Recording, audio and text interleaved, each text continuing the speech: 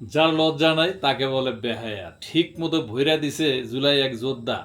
সবসময় খালি কি নির্বাচন নির্বাচন নির্বাচন, এই নির্বাচন ছাড়া আর কোনো আমি কই এই দল আমিও বিএনপি করতাম, না করার কিছু নাই, কিন্তু এখন আমার মন থেকে বিএনপি থেকে ঘৃণা হয়। শুধু প্রত্যেকটা দলের মধ্যে এখন ঘৃণা হয় কিসের জন্য জানেন?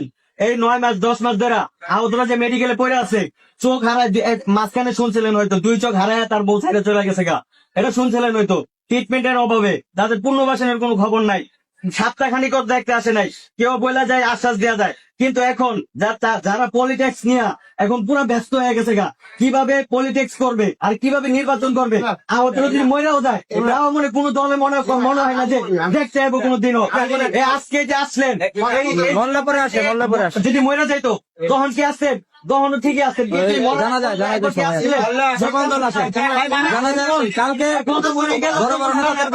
রুহুল কবির রিজভীকে সামনে রেখে নির্বাচন নির্বাচন জিকির করেন আর আহত রাজা হাসপাতালে পড়ে আছে তাদেরকে খোঁজ খবর নিছে, এমনই আইকালা বাস দিয়েছেন একদম ক্যামেরার সামনে।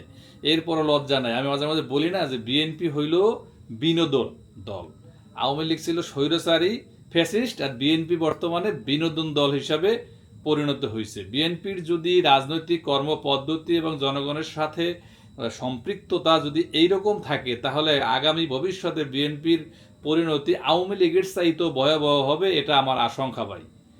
আমি বিএনপিকে অপছন্দ করি না, কিন্তু বিএনপির যে সমস্ত কার্যকলাপ এগুলি কিন্তু আমাকে রাগান্বিত করে। তারা দেশে রাজনীতি করবে, তারা বড় দল, তাদের প্রতি আমাদের অনেক আশা আকাঙ্ক্ষা আছে, কিন্তু তারা আশা আকাঙ্ক্ষার প্রতিফলন দেখাইতে পারে না। এই জন্যই তাদের প্রতি আমি ত্যক্ত এবং বিরক্ত এবং অতিষ্ঠ। তাই বলছি আপনারা সংশোধন হন, এটাই বাস্তব।